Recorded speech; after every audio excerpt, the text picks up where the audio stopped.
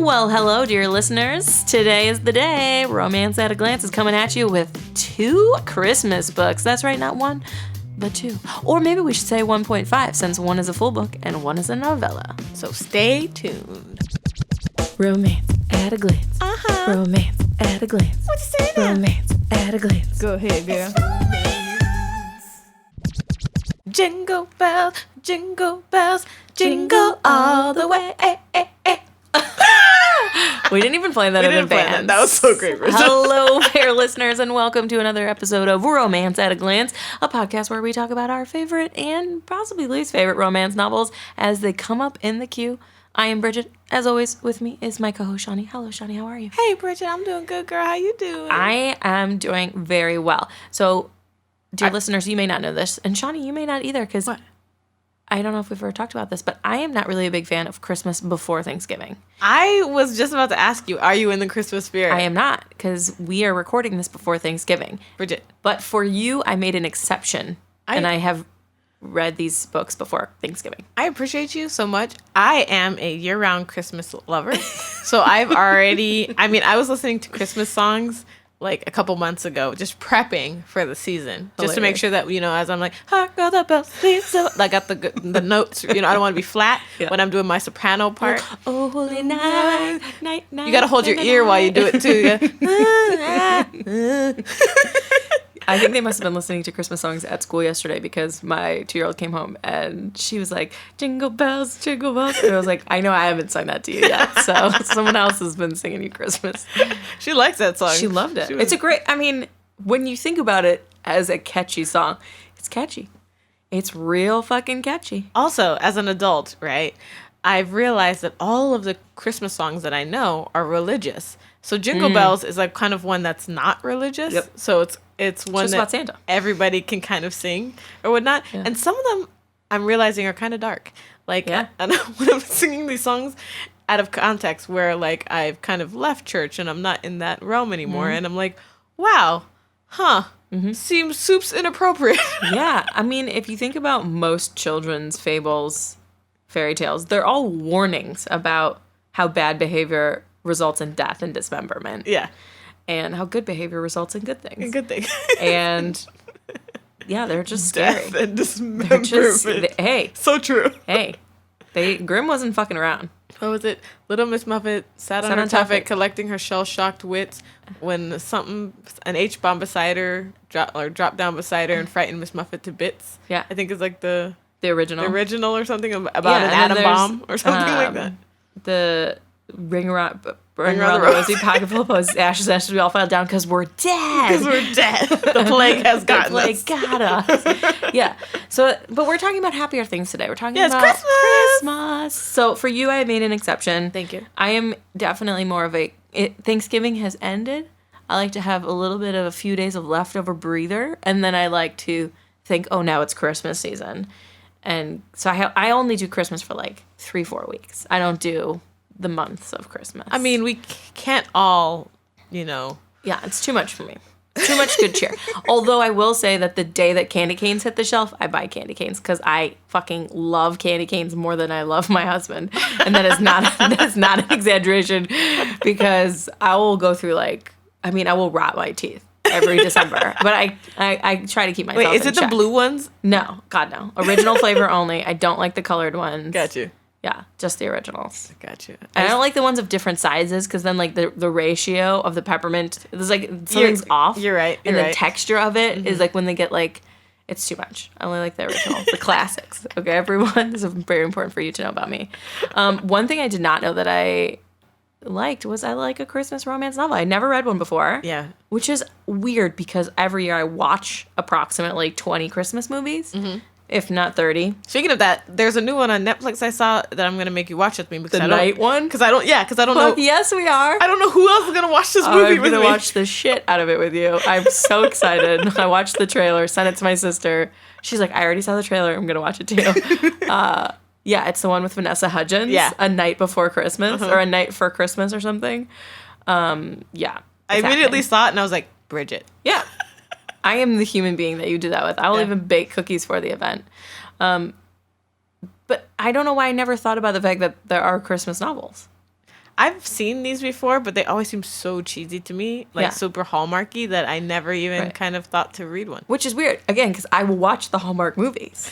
So it's like, I'm like, why didn't I think I would like the schmaltz of it in a novel form? But I'm a late in the game Hallmark. I hated Hallmark Christmas movies. Okay. But now as I've gotten older, I've gotten mushier and I've gotten in touch with like my like romantic side. Yeah. And so now I'm like a little kid that's like, yee, Christmas movie. Yeah. And this actually fulfilled the same niche for me, or that same feeling, where what I wanted was a light 2 hours, 3 hours of reading.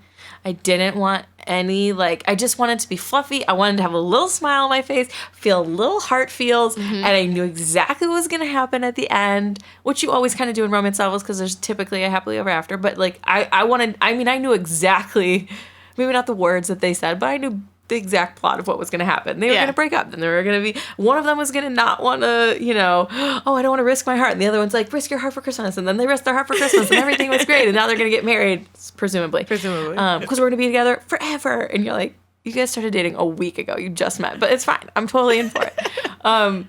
Yeah, it totally fulfilled that for me. It was such a fun, easy read. And now I'm going to tell you what book we were reading so that you all know, even though maybe you saw the title of the podcast when you clicked on it. It's called The Trouble with Mistletoe. The Trouble with Mistletoe. Correct me if I'm wrong. Yeah. Mistletoe, there is no trouble with mistletoe in this book. Not in this book. Like, it's not like they get together because they got caught under mistletoe and that was their first kiss. Like, I feel like mistletoe was kind of forced in a little bit. Yeah. To make it holiday-y. Right. Yeah. Yeah. And I didn't think the title matched. Nor did I think that the book matched. The cover art. Because the cover art, he's like in a suit, and I'm like, he's a contractor. Yeah. And she's in like this cute little red dress. And she's like she owns a pet store. And they always talk about how she's in jeans and a tank top. Yeah. So her arms don't get dirty while she's washing dogs all day. Yeah. And so I wish that he was in a contractor with a tool belt, and I wish that she was in her normal outfit with like a big Doberman next to her or something like that. Because I thought that same thing too. I thought the cover was cute and it matched the title of the book. Right. However, I didn't feel like that whole package matched the actual book. Correct. Or whatever. Correct. It is cute, but like, yeah. Like after seeing that, and then I started reading, I was like, okay, well, those people are not the people I'm reading about, but that's okay. I enjoy the people we read about. Yeah. This book is basically one of those used to like have a love, sort of unrequited love of childhood, teenage years, and then now they've met decade later, and neither one knows it, or she knows that it's him, but he doesn't know that it's her. Yeah, basically, which starts the trouble. Yeah. I mean, it would be a little bit sad to, and he like stood her up for a dance. Yeah. Which it turns out like he didn't even remember saying yes to the dance. Which is really sad. Which is, again, like very, and he admits like very douchey high school boy thing. Yeah. Where he'd have all these groupies like always trying to get to him, and he'd just like say okay, and like try and walk past them. He wasn't even listening. And she was like a very shy little foster kid who was in love with him. Which is kind of like when he explains that, like you get it, you understand, but it also sounds so sad. Like I just see like that so lonely meme, like that like forever alone meme. So lonely. So lonely. Nobody notices. Nobody knows the trouble I've seen. Yeah. I also feel like, yeah, it just seems like such a sad thing that he had to like, and also his childhood. So her childhood was bad because she was in and out of foster care all the time. And then at 18, like she had to like figure out what to do for herself and like how to come up with a job and support her life. And she eventually founded this great pet store and does all these crazy like events where she like married 2 pets to bring in money, and she does like Santa comes and all the pets can take pictures with Santa, and like she sells all these crazy pet costumes and stuff so that she can keep herself afloat, which I think is super cool and, you know, a fun thing about her character. His childhood, though, when he describes it, I was like, the tiny violin should play for him. Because how sad was it when he's like, yeah, my parents shipped me off to boarding school at 5 to 10. And there were professors who didn't ever want to talk to me or have anything to do with me. And I was like, holy fuck, your parents suck. And then I did think it was kind of skipping ahead quite a bit, but like kismet that later they like lost all their money for being just basically like not listening to him still. Yeah. But yeah, I was like, wow, your childhood was sad too. Yeah. I mean, not sad in the same way hers was, but everybody had a lonely little heart that needed mending. For Christmas. Specifically for Christmas. On Christmas Eve, they got their shit together. Yeah. You know, was he able to come home for Christmas? I don't know if I read that. Like when he went to boarding school, did he see his parents? I don't for know. The holidays? It kind of seemed like he like shipped them off, and well, he must have come home because he talked about climbing on the tree. Okay. So he must have come home for like the party that they threw or whatever. Yeah. Because I was like, if he came home for just Christmas, then Christmas is probably super important to him. Mm-hmm. I always think of like Anne of Green Gables when she comes home for the holidays from the other school when she's older or whatnot, and everybody going home for the holidays was like a thing. I don't know why, but I just see that in my head. But that's a period piece, so it's kind of different. But I just see him like being so excited to come home for the holidays. So Christmas is extra special. And so in this book, when he, for them being able to spend the holidays with her, I'm like, oh, it's gonna be like it's gonna heal that. It's gonna heal the wounds of, Yeah, and she like never had good Christmases either, which is why she goes so overboard on holidays. The doggy wedding.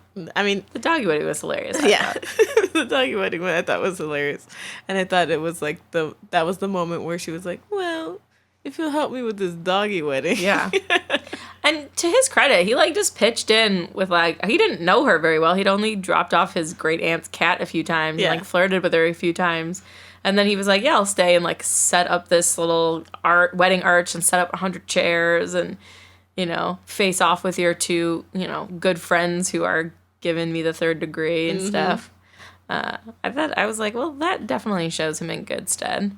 And, I mean, he showed up for her for the doggy wedding since he didn't show up for her for the dance. Right. I felt like it was a good kind of, like, Yeah. Yeah. And he didn't, I mean, again, pretty shitty that he didn't remember, but also, like, he didn't remember. So it's like, I feel like she rightly doesn't hold it over him for that long when she explains. Yeah. She's like, okay, that makes sense. Yeah. And just, like, forgives him immediately, which I was happy about because I feel like a lot of times in books, they just keep on harping on it. And I was glad that she was an adult about it and was like, okay, that's fair. Like, you didn't know me and you didn't mean to, like, break my heart as a young foster child. And now you're showing up for me as, like, an adult and stuff. I also, like, one of the things I thought about the book, it a little bit made sense for her being, like, a foster kid. But, like, I felt like they kept having one-night stands. Like, I felt like every encounter between them was a one-night stand. It was like they got together, when they finally got together. Mm-hmm. And then afterwards, she was like, okay, that's it. Right. And then they get together again. Yeah. Okay, that's it. Like, I mean, it kind of was, because she was, I mean, that's kind of the whole point of the book, was that she was not willing to like, let him in. And he was like, just let me in. Just let me in. Let me in. Knock, knock. Yeah, he wanted to be let in so bad. Also, I would have swooned to literal death if I walked into a house that he had handcrafted all of the woodwork. And it was this beautiful old Victorian house. I would have creamed my pants. Yeah. And then I immediately would have been like, where's the bed in this piece? Let's fuck. And then I would have been like, I'll marry you. You've been wanting me to let you in. You have now been let in with your tool belt. Handcraft me a wood table for this dining room so all of my 12 friends can come over and have Christmas. Thank you. I see, like, you had me, but you lost me at, like, where's the bed? I was like, we walk into the house, it's handcrafted. I was like, where's the nearest thing I can put my hands on and bend over? And can you please keep on the tool belt? He was still, like, I was imagining there's, like, sawdust. Sawdust, gotcha. So that's what I was thinking, like, where's the bed? If it was finished, yes. Like, let me just grab onto this beautiful railing and I'll stroke the fine wood that you have stained a beautiful, maybe walnut perhaps. And you stroke that wood. Yeah, and then you whip your wood out. Whip your wood out. Yes. Let's make stains. Yeah. I would have been 100% all for that. Yeah. I would have been, and she was all for that. Mm-hmm. And then, yes, she still was, like, acting a fool. I did, like, in this book, as we've discussed before, I'm a big fan of books that have, like, funny friends or funny sort of, like, side characters. Yeah. Who clearly care about the person or trying to protect them, but are also like, hey, you're being an idiot. Hey, like, no, he does like you. That's why he's here helping. Hello. And I felt like Rory, I was going to say worker, her employee, I feel like she really kind of fulfilled that role where they both, like, were telling each other to like take a chance. Yeah. And then also, obviously, her friends who kind of came over and ate muffins with her and, like, catcalled him through the window and stuff, which I liked because... I feel like that's what your friends would do. 100%. Like. 100%. I have been given so much shit by my group of friends. There are like 4 or 5 incidents in my past. And all of them, for varying reasons, have, like, a really funny story attached that involve my friends. One of them, my friends all were standing around drinking tea while looking at a pair of Timberlands in the entryway, all saying, "Whose Timberlands are these? I know. Are they your boyfriend? My boyfriend doesn't wear Timberlands. Are they your? Well, must be Bridget." And I could hear them from my bedroom as they were debating, drinking tea in the morning about this. I still get shit for that. And then I have a few other ones that just like different groups of friends who like heckled me, and still every time we even mention that person's name or that event or that time in our lives, they're like, "Hey, remember the time blah blah blah?" And I'm like, I do in fact remember. So I appreciated the heckling because I like a good heckle. I do too. I trust people who can talk a little bit of shit and take a little bit. Take a little bit of shit. Yeah. Like if you can't, like it's nothing worse than somebody who gives shit and then can't take it. Oh my god. Or doesn't even realize they're giving shit, and you're like, you passive aggressive motherfucker. What kind of? And they're like, I didn't mean it in a mean way, and I'm like, that was mean though. How am I supposed to take it? How else am I supposed to take that? No, I love it, and I especially love it in books and media. I also like as well as quirky friends or that sort of thing. Mm-hmm. Whenever there's animals in a book, it always is like a recipe for comedy. Totally. Like because animals can be so unpredictable, you can make them do anything. Yep. And I think I always have a good time when there's animals in the book, even though sometimes when I initially hear there's animals, I'm like but I always have a good time reading them. So. And this one made sense because it was her profession. And also, like, the cat from hell and how. And I felt like it also helped with, like, the meet cute and with her forgiving him. Yeah. And with, like, reasons for them to see each other. Because, like, you can't be mad at someone when he's like, that stupid cat took a shit in my shoes. Like, you're just like, oh, that's funny. Okay. Also, I feel like the cat has taken revenge for me. But the cat also, like, I feel like is used as like a vehicle for showing you how he's growing through the book. Because like how he treats the cat in the beginning, he's like, yo, I don't want anything to do with this cat. By the end, where he's like, okay, like he's like cuddling it while he's working. Exactly. He's like, oh, okay. I low key love this cat, and he lets her in. He lets the cat got into his heart first, and there was a doorway for her. Yeah. Well, at the end, he says, "For my 2 girls," and I was like, "Don't loop me with this fucking cat." Also, I'm not a cat person, so I was like, "All right, I see what you're doing here, Jill, but."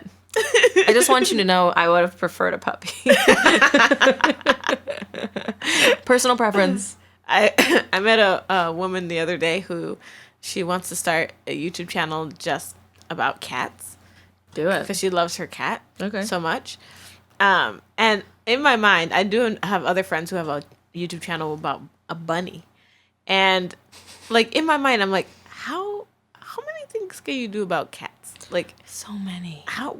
That's the whole point of this book is that people are crazy about their pets and watching other people's pets. And like her whole business is people spending crazy amounts of money on their pets. I mean, I watch too many hours of cat fail videos. I mean, I have in the past. And dogs who can't dog. Yeah. They're really funny. Like, there's nothing funnier to me, and I think I've seen it 1,000 times at this point, than a cat who launches off something thinking it's going to get to the other side and never comes close. Makes it. Never makes it. The panic in their face. The panic and the full arm flail situation. But then they land, and they're perfectly fine. And you're like, what kind of creature are you? Devil. Because I never land perfectly fine, let me tell you right now. If I miss... It's like Bad News Bears. Splat at the bottom of whatever I reach for. Yeah. Yeah, I mean, people, again, crazy about their pets, crazy about watching other people's pets. I personally would rather watch people flip houses like he does for a living. Mm-hmm. But neither here nor there. I mean, he keeps that house. Let's talk about his business for a little bit. Okay. So he has 3 projects that are ongoing. Mm-hmm. One is the house that he lives in, which he's been holding on to for years. Granted, he bought it for a really inexpensive amount of money, he said. But this is San Francisco, which means the taxes on that place would be high as fuck. Yep. Plus, he's spending all this money renovating. So he must have spent $200,000. Well, he did the work. He did the labor. So let's say he spent $100,000 or something on all of the actual physical materials for everything. And he's like, I should sell it so I can, like, buy other properties. And then at the end, he's like, oh, no, I'm going to live here. But doesn't, like, really explain how those other two properties are going to keep him afloat, since he said repeatedly, I need to sell this house so that I can buy the next property that I'm going to flip, which is his business. Well, I was unaware. I mean, my parents used to be in the flipping game. And I was unaware if he needed to sell those properties, or if he... I thought he was like somebody who was just hungry to keep going. I think he did say that if he did this one, then he could stop working so hard. So since he didn't do this one, I guess he's just going to have to keep working really hard until he gets a little further. But now that he has her... But he has her. You know. And he has this dope-ass Victorian. I mean, like, if my dude had this dope house... You better believe I'd be like, yo, so we ain't selling that. Fuck no. Fuck no. In San Francisco, you're never going to be able to buy another house like that. No. Hell no. Hell no. No, we would keep the house. I'm just saying, it seems like, how can he afford 2 full-time employees if he's not going to be responsible? And now he's, like, paying for his aunt and he's paying for his parents. And I'm like, how much fucking money are you making flipping houses, brah? Like, obviously a lot. It depends on how long he's been doing it. But, I mean, it seems like he started at 18. Then he could have a nice chunk of change, especially because I know in San Francisco, especially if he's doing custom woodwork and stuff, like if you buy like a derelict house, like you can sell that shit in San Francisco for millions of dollars. Well, and also like I know a lot of people like that who never think they have enough money. They can afford to buy probably their own damn island in the Bahamas, and they still think, oh no, I don't have enough money. And I realize it's because their idea of a less amount of money is like proportional to mine. Like it's kind of like if I have $20 in my bank account, man, I have a low amount of money, right? And the equivalency of $20 for them is like $2 million. Yeah, it's like $2 million. At $2 million, they're like, oh my god, I got a low amount of money, right? And it's the same amount of panic. We do the same amount of panic. Yeah, that's fair. Or whatever. And I realize that some people have that different kind of relation. That's true. To it. Yeah, I've like zeroed out my bank account. I don't know. Like 3 times in my life. But you've met that person who you know is clearly rich. Yeah, I'm like, well, look at your shoes. Look at your car. They gotta keep working. And you're like... Yeah. It's like, oh, I can't afford that. And I'm like, it's a $10 sandwich. Yeah. Yes, you can. I can afford it, and I am not rich.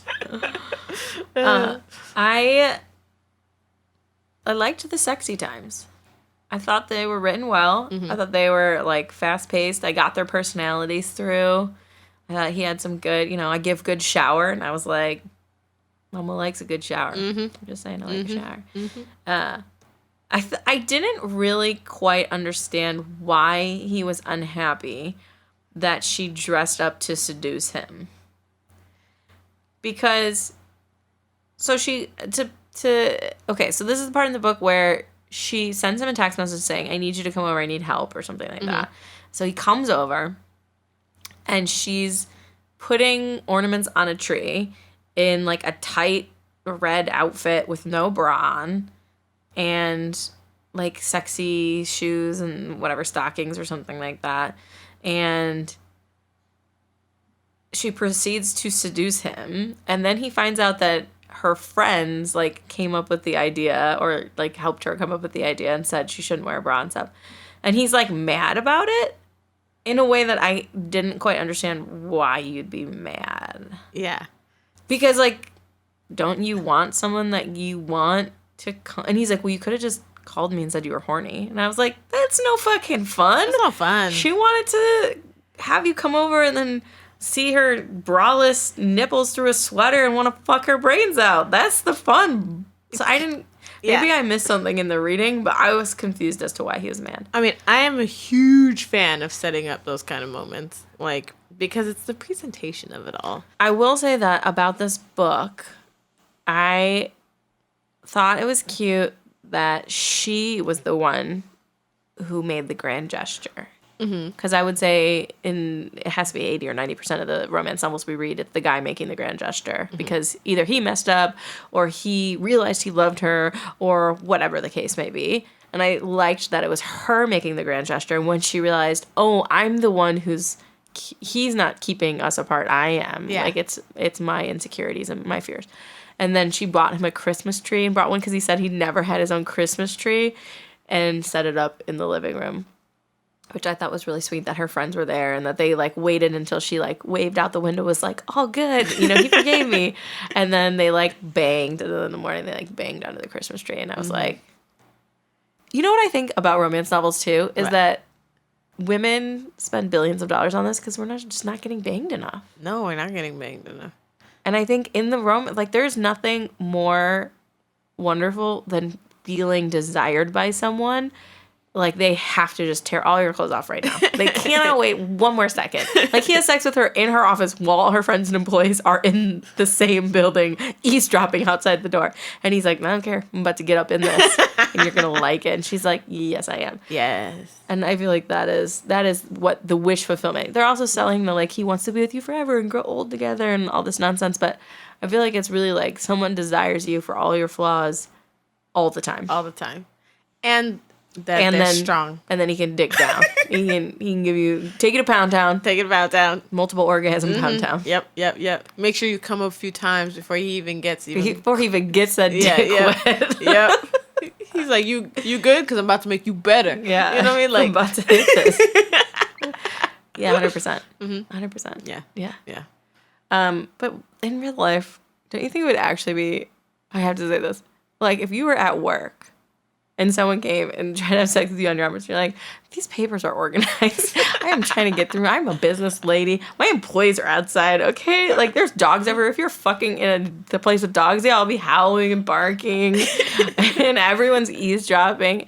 And as much as I love my friends, like, I don't need them to hear the way I sound while I'm having sex. No. I had the unfortunate experience to have two friends of mine have sex, and I was actually, we were like 6 of us sleeping on air mattresses in the living room, and they were in the bedroom. No. But we heard the whole thing. No. And literally, we were all like I was not in hysterics. Everyone was in hysterics. I was furious because I was really tired, and I'm not really a good person when I'm tired. And everyone was just like, get it done. And I was like, if he does not come soon, I'm going to flip the fuck out. Because it's just like something I don't need to hear. Yeah. Unless it's like strangers in porn or something, then it's okay to hear their noises. But like, I don't need on to hear. On an air mattress when you got company. No, we were on the air mattress. Oh, you were on the air mattress. We were all in the living room on air mattresses. There were like 6 of us or 5 of us, and they were in the bedroom. But it's a small apartment, so we heard everything. Oh, that's yeah. Yeah. I mean, I'm pretty sure my neighbor can hear us. Yeah, but they're your neighbor. Our wall is thin, man. I don't give a fuck about your neighbor. I wouldn't care. I'd be like, our door is always open to our apartment anyway because we get mold or whatever. So I'm sure that the way the sound carries down our alley, that our entire block can hear us. And in that neighborhood app, that really invasive neighborhood app, literally somebody posted in there like, to the not to our apartment with somebody else, but like to the apartment on, this such and such street or whatever. We can hear all of you. We can hear the fucking. We can hear everything. Oh, that's brutal. But I think it's nice in Fantasyland to have someone who wants you on. Let us know what you think on Instagram. Do you want someone to come to your work and just like bend you over and bang you on the table? Yes. Or do you want them to come over, whisper, maybe make out with you a little, get some teasing in, and then say, when we get home, or in the car, or just somewhere that isn't like your office where everyone is eavesdropping. Yeah. Also, what do you think? Someplace with dogs is gross. Right? And she's like covered in dog fur all the time. Now, if it was a bakery where I could be eating a cupcake while I'm getting fucked, like that sensory experience. Yeah. So like, I like... Yeah. Let's fuck and shove this cupcake in my mouth. Yeah. I want the serotonin rush. I want some oxytocin. I want you to blast my mind with them good chemicals from my body. And every time I taste this strawberry cupcake again, I'm thinking of this moment. Just like, yes. Yeah. But what do you guys think? Are you for the office fucking or not for the office fucking? I'm on team no. I'm on team yes. Not a dog office, but other offices. Well, yes. in this book, it's a dog office. You can tell how much I don't like animal things. Well, what do you think? I mean, speaking of animal things, because it's her job, what do you think about Willow? What did you give our heroine? How'd you feel about her? So I gave her a 3.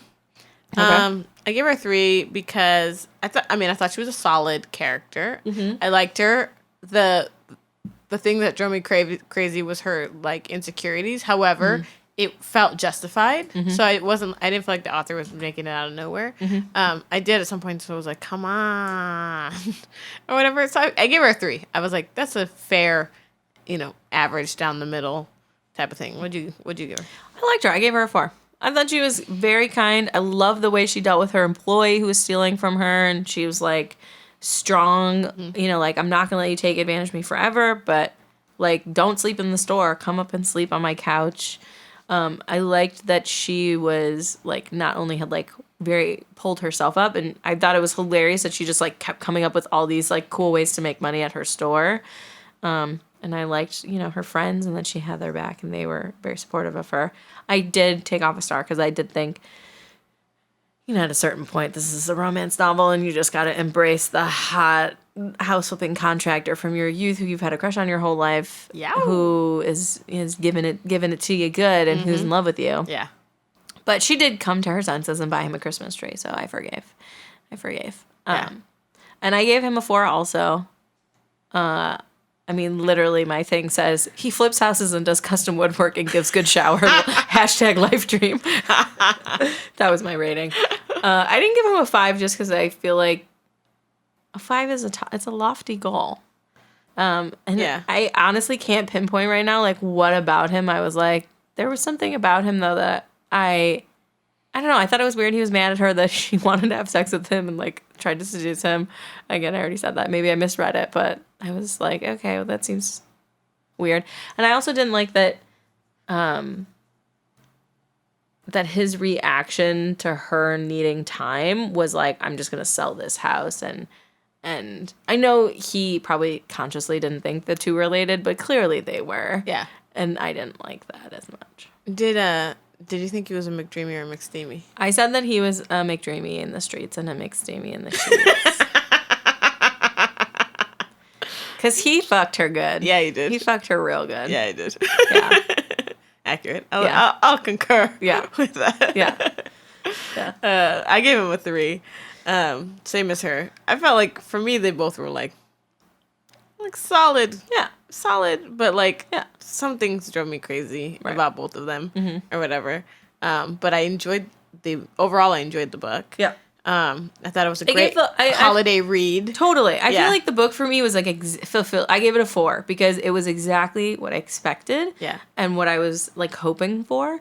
Like, it wasn't the best romance novel I've ever read, but it also wasn't terrible. Yeah. And it was like lighthearted, and it was quick to read, tore through the pages, smiled at the end. Good sex scenes. Bam. Bam. Wham, bam, thank you, ma'am. And it had Christmas cheer. Yeah. And I was eating my Christmas chocolates while I was reading it, which I'm never mad while eating Christmas chocolate. You got more? No, I ate it all. Damn it. We can always buy more. It's already on sale, which I think is insane because it's before Thanksgiving. But you're really about this whole not before Thanksgiving life. I don't like it. I don't like how stores play Christmas music, and I'm like, I haven't even had turkey. Listen, I've already been playing. My aunt released the Christmas album. I've been playing that already. Nat King Cole's Christmas. Okay, It's a good album. I mean, I made a song called Jingle in LA like 4 years ago. I put that on rotation. Nice. It's a good song. Nice. And you gotta have Mariah Carey. You gotta have Mariah Carey for Christmas. You gotta have it. Even though that's not my favorite song at all, but it's just part of the Christmas thing now. One thing. What about Barbara? I love Barbara's Christmas album. Oh, I don't have Josh Barbara's. Groban's. I do listen to like Pentatonic's Christmas. Sensational because his voice is just out of this world. Is that how you say his name? Groban? I've been saying it wrong. Groban? I would say Groban. I don't know. It's Josh Groban. It might be Groban. I say Groban. I don't know. I pronounce everybody's name wrong, so I'm like, I've been saying it wrong. I don't know. Who's the other Christmas? What about Michael Bublé? Does he have a Christmas album? Of course he does. Of course he does. I need a little Bublé in my life. Probably sold a trillion albums. Probably. By the way, Brendan's up for a Grammy for Michael Bublé's new album. Oh my God, that's amazing! Congrats, Brenda. I just realized. Are you gonna go to the Grammys? We didn't go last time. I doubt it. You have to because pay. you have to pay. You have to pay like $500, don't you, each? Yeah, you gotta pay for your Grammy. Yeah, you have win. to pay. I mean, you should if you win a Grammy. Well, I feel no, like you should we buy did. it. We paid for the thing, but it's like a certificate. Like certain people get the statue, and then certain people get a Oh, certificate. 'cause there's so many people on the record. Yeah. So the- so he got a certificate, Grammy certificate. Yeah, Or whatever. That's dope. Yeah, it's pretty cool. Yeah, you frame that shit. We're trying to figure out. We have no place to put this certificate. We're about to redo our whole apartment since we can't move yet. Like we're just like gonna Move it all out and restart. and restart everything. Yeah. I'm not gonna lie. Speaking of home renovations that he does, I just got new appliances. We're really excited about it. So I'm probably going to be painting the entirety of my open concept living room, dining room, and kitchen, as well as my cabinets, and replacing the hardware because I don't want to fully gut the kitchen because I don't have money for that. So I don't want to like replace the countertops and stuff. Yeah. So painting is like the easiest way to change the look of everything. A little lipstick. Exactly. Because the appliances don't match the cabinets, which are very cheap builder grade anyways, from the people who flipped this house. And then we had to get rid of my orange couch because it was, frankly, very old and stained. And I had gotten it from a resale store anyways. And then we got this dark blue couch, which doesn't match because I originally chose the wall color to go with my orange couch. Lissai. Adult problems. Lissai.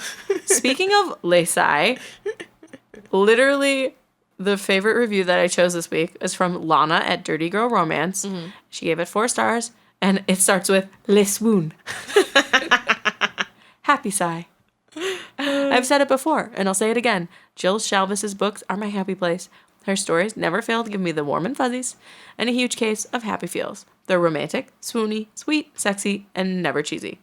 Perfect, feel-good romance, none of the craziness, and they keep me reading well into the night with a happy smile on my face. I just love them. Ever since reading the preview of this book, I've been eagerly anticipating the full story of what happened with her and Keen. But let's get real here. A high school crush that broke her heart and shows up a year later with a disgruntled pussy on her doorstep? You bet I want to read it. And I was like, we did choose this based off the fact that it was a high school crush who came back years later. We were like, we'll take that one. Yeah. Well, that's because also It's a great trope. we could not find a book necessarily that didn't involve a baby that already has someone Divorce. a divorce, a single mom, or a mature lady. mature lady. Yes. The only people who are wanting Christmas romance are single moms, divorcees, and mature either widowed ladies or divorced ladies. And I was like, what about like nobody had traumatic pasts people? Yeah, And this was the one we found. I'm happy we did. I am very happy we did. But it's also like, I don't know.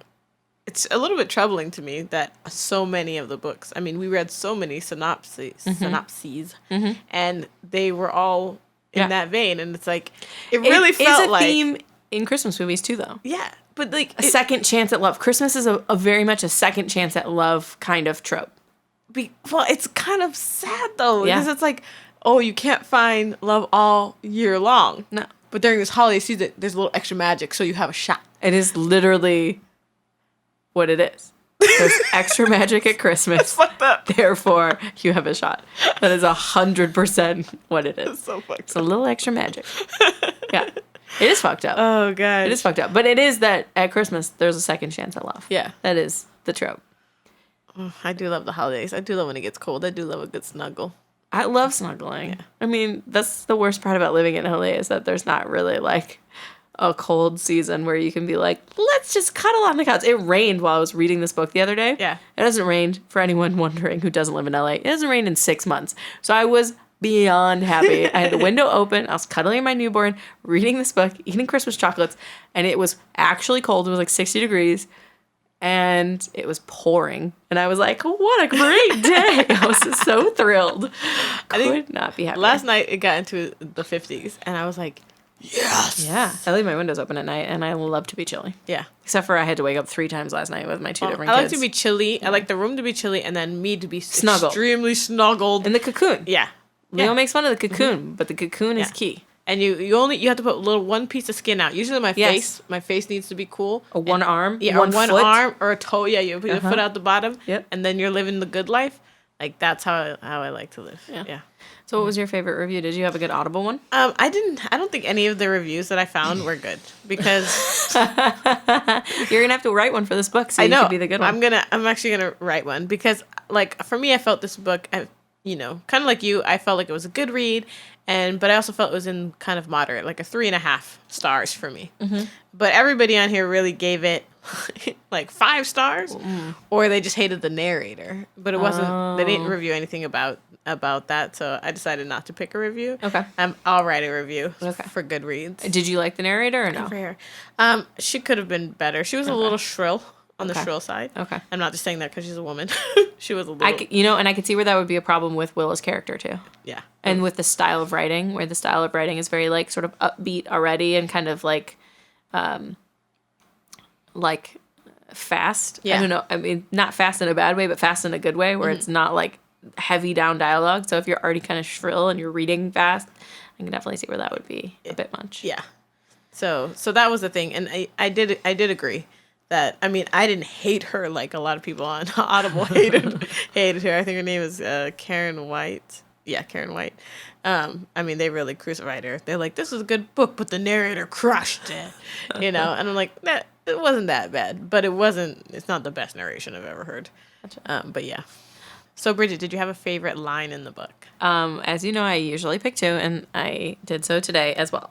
Mine said, yep, she was completely fulfilled. But then she'd seen keen waters, and something had happened, something weird and unsettling. He made her realize that she hadn't plugged all her holes at all, that there was at least one still open and gaping inside of her.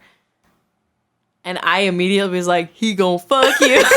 Which I know and I'm gonna feel it. that they're talking about emotional holes. Yes. It is 100% what they were talking about. But when I read that, I was like, oh, he's going to put something in you and plug that hole. I was like, it's such a bad visual, but such a good visual at the same time. It's kind of funny, too. Like, I have this motto that if a guy sees a hole, he'll try to fill it. And that's my way of saying guys want to put their dick in any crevice that you could possibly have. That's true. They'll put their dick in anything. Yeah. If your nostrils were big enough, they'd be like... Someone would have... I bet you it's happened before. I bet you it's happened, too. I mean, there are micro penises. Ugh. Gross. Gross. I apologize for opening that can of worms, but you're welcome. And my second one was, I haven't given you your Christmas present yet. What is it? He asked. Me.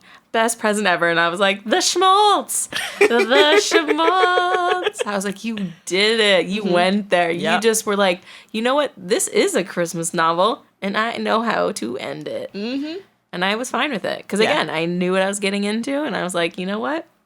That would be the best Christmas present for someone that was in love with you. Yeah. And you'd been resisting him, and then you finally said, you know what? I am in love with you, too. That would be a great Christmas present. Speaking of people giving in to love at Christmas, Rory, Willa's employee, wants to go home finally to make amends with her family in Tahoe, which they talk about in this book, The One Snowy Night novella. And so she gets a ride home from Max, who works for Archer, who's like part of the gang of friends that they have. Mm-hmm. And he had come into the store a couple times with his enormous dog to get it groomed. And they had some very like tense, like kind of like both of them were like doing heated glances and stuff. And it never got resolved in that book. And then we read the little novella where it gets resolved. And again, a case of miscommunication. Yeah, so the plots were exactly... very similar plots. Very similar plots.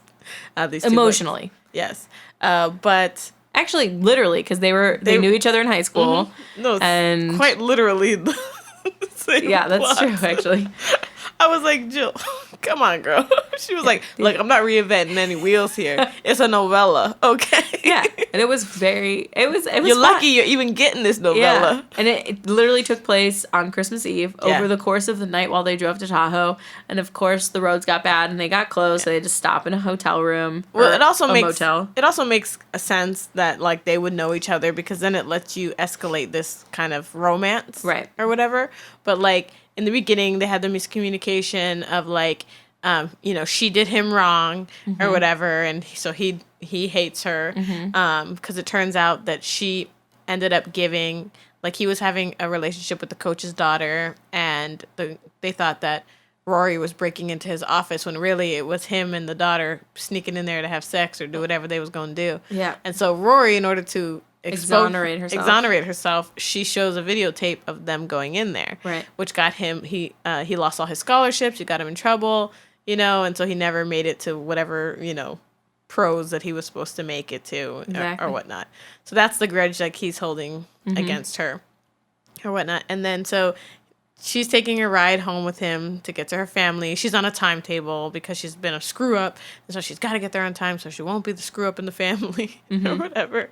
And then, like, I actually love this little novella, right? I thought it was great. Well, there's an enormous dog. An enormous kept sitting Carl. in her lap. Carl. But, like, okay, so the other book we read was, for me, in Audible, was 10 hours. Right. This book was 2.5. 2, maybe 2. Yeah.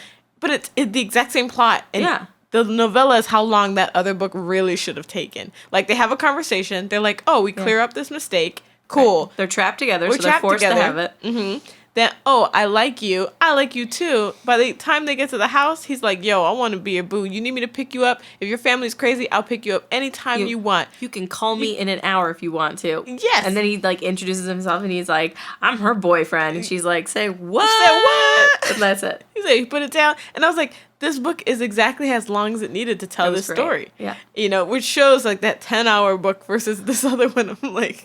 I agree with you. I actually did like this book better. I also feel like, to your point, could only be one conversation where these things happened because they were trapped in a car. Yeah. And I just liked it. It was lighthearted. It was short. Yeah, because like and they were younger too, which I kind of feel like is part of the reason why. In my mind, I was like, oh, it makes sense because they're only 22 or 23 or whatever they are. So it's not like the other people are 28 or 30 and they like own businesses and they have responsibilities. So it makes sense that they can't just like drop their whole lives and spend 24 hours in the same room because they have like to go to work and take care of people. Whereas these people are like 22 and they're trapped in a car all night and then in a motel room with adjoining doors. And he unlocks the door and everybody knows that's like, game time. Oh, shit. You know, but I like that the grudge, once they had the conversation, the grudge was let go of. Then they had open discourse and whatnot. And then she didn't leave him stranded on the road by himself, you know. And so, like... And they admitted that they've both been, like, interested in the other person and dancing around it. She thought he just didn't like her. He's like, why don't you know why I keep bringing my dog? Yeah. He's like, that dog doesn't need to be washed that much. Yeah.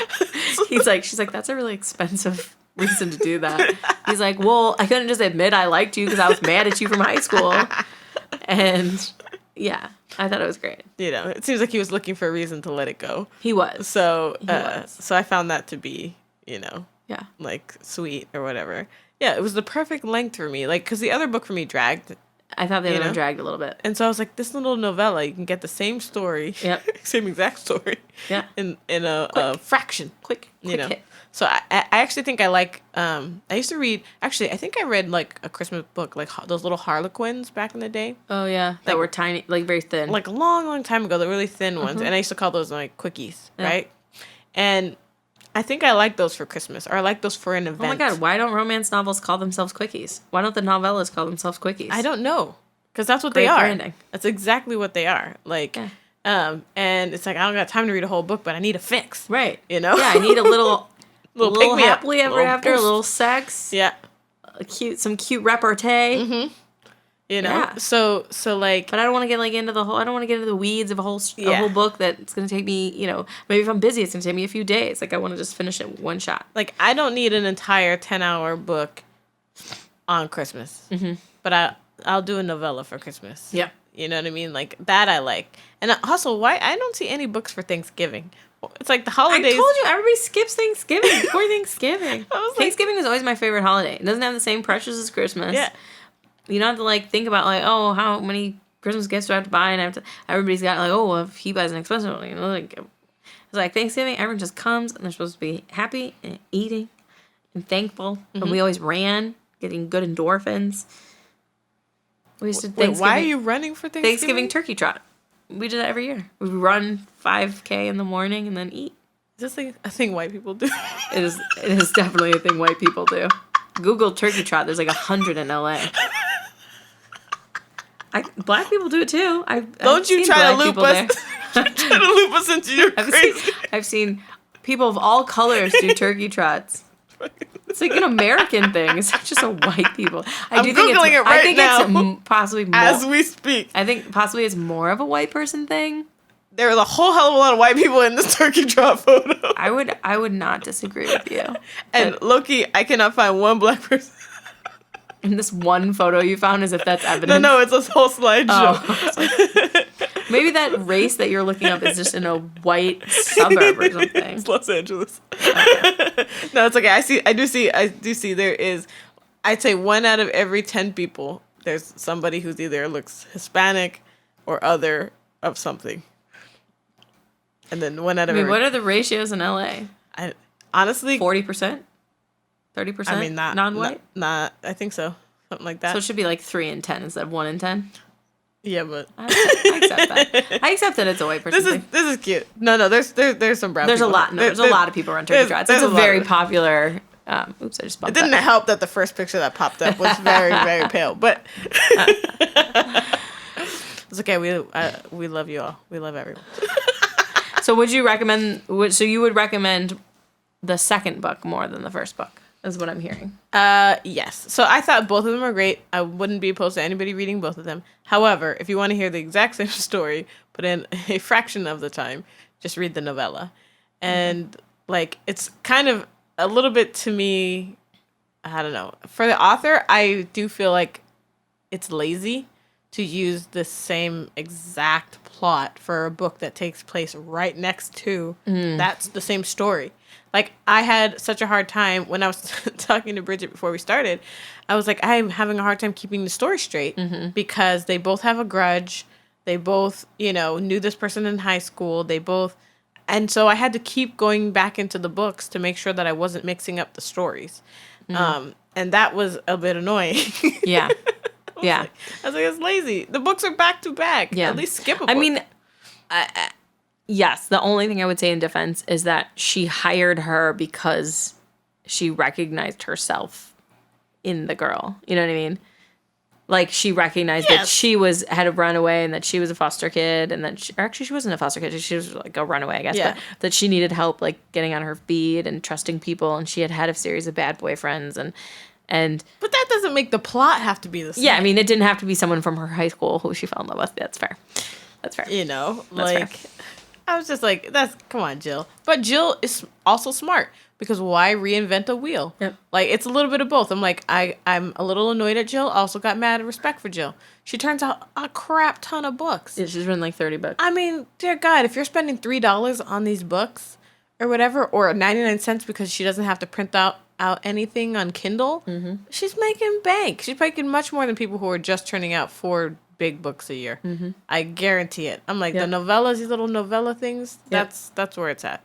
Well, and she does write a shitload of books every year too. So and she's a New York Times bestselling author. So I mean, she's doing all right. She's doing all right, but we've found that a lot of these authors are not getting paid what I would think or would think they're worth or what they should be getting. I was really shocked at finding out, like, how many books you have to make in order to actually make any sort of living. So it doesn't mean anything to be like a New York Times bestseller. Really. I don't think any of those... Well, actually, that's not true. Some of them are New York Times bestsellers. It's gotta be... I think it depends, because you can be a bestseller but not be like number 1. So it depends, because you could be like... But it's like a top 100, right? Makes you a bestseller? I think so. 50? 100?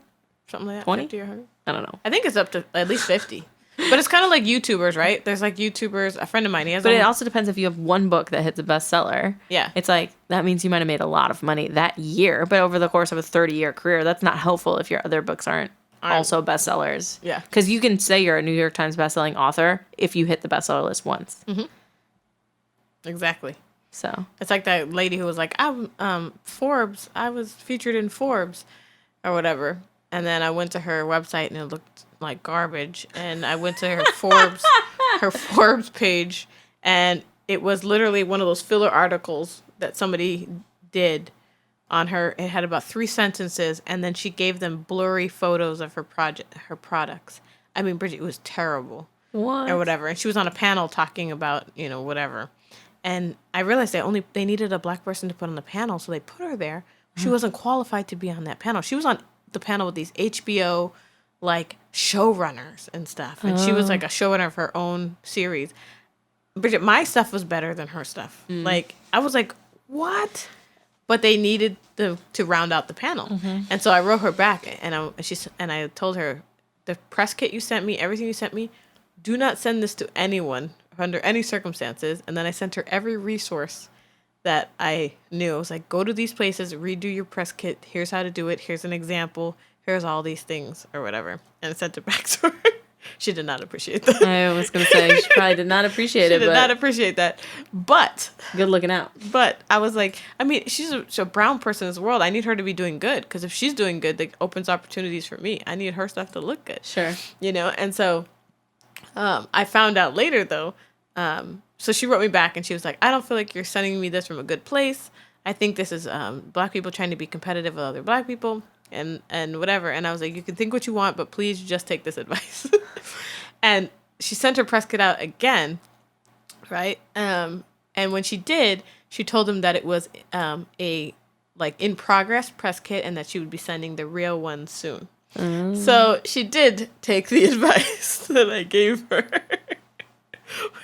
Which it was bad. I mean, it was bad, Bridget. Ouch. I couldn't let her be out in the streets like that. She was like, she wrote me back in the email, nobody else has ever said this is bad. And I was like, because they don't care enough. They're just looking at it and they're like, oh, this is bad. And they don't want to work with you. Exactly. Yeah. And I was like, girl, come on. Yeah. In case you were wondering, the book that we just talked about was the One Snowy Night novella. She has 3 novellas, which I think are all related to Christmas. But there's 11 of the books in this Heartbreaker Bay series. And I would say I recommend the series. I liked the friends. If you like this type of book, obviously if you're not into this type of the book, like don't read it. But if you enjoyed the book, I would say the reads you listen to it, but the reads are not super long. And I thought the friends were fun. I'd read another one. I would not read another one because I don't trust Jill not to put the same plot in book 3. But I do recommend it if you do like this type of series. Yeah. Like, you could also read Wallbanger by Alice Clayton, which was excellent, which is a contemporary romance. You could read... I mean, I don't read a lot of contemporary romance. So I don't either. I've actually been reading it. So my only go-to is like the Kiss Quotient at this point because... Oh, Gentleman Sinner. No, that was the terrible... Oh, that was the one we hated. That don't was read that. Terrible, Bridget. I don't remember Oh, Dirty Little Secret. Like that was the cowboy one. I think that was a good one. I did think that was good. But the Gentleman Sinner. Oh my god. That was horrible. Met was also really cute. Gentleman Sinner was horrible, but our podcast review of it is hysterical and probably will end up coming out after this one. So stay tuned for that. I think it's coming out next. Is it? Yeah, it's on the list next, I think. Oh, then maybe it's coming out before this one. Who knows? I'm the one posting them. We don't know. But anyways, check out the website. We'll have a couple different books up there, and we'll pop up some links for you guys if you like this style of book. If you want to get the next book in the series, feel free to buy it from us because then we get a teeny commish. You don't pay any more for the book, and you support the podcast. Also, Bridget, what did you think about the book cover? I thought that this book cover made tons of sense because they were macking in a car with snow. This was the most appropriate book cover I have ever witnessed. Like, we're always talking about how we want the book cover to tell us exactly what is in the book. The book cover is the couple in the truck. The truck's covered with snow. He's sitting in the chair. She's on his lap, like riding style. Yes. And that's... And you're like... Oh, they gonna fuck. Oh, they gonna fuck. They gonna make out in this truck in a snowstorm one snowy night. Got it. Knew exactly what this book was about. Yep. Respect. I loved it. Respected the shit out of this book cover. I loved it. Now. Yeah. And I just loved the novella. I thought the novella was very well done. I thought it was fast. It was fun. I liked that since we had just read the book before it, we had already been introduced to their characters. So we already had like a little bit of backstory about them sort of individually and then their tension together and how they kind of had those heated glances. So by the time I got to their novella, I was primed and ready. I do think, though, now that I'm thinking about this, that if you read this novella without reading that book, it wouldn't work as well. I think it would be fine. Yeah. But I don't think it would work as well. Yeah, I think you're right. Well, dear listeners, it has been great chatting with you today. Until next time, let your books be your lover. And your hand your best friend. Yowzers! Talk to you next time. Thanks for hanging in with us, romance readers. Head over to Instagram to continue chatting with us. We're super friendly. We want to cackle with you. We want to know what your favorite sex scene was. And we need more book recommendations. If you want to read along with us, go to our website, romanceataglance.com, to see what we're reading next. And we'll see you next podcast.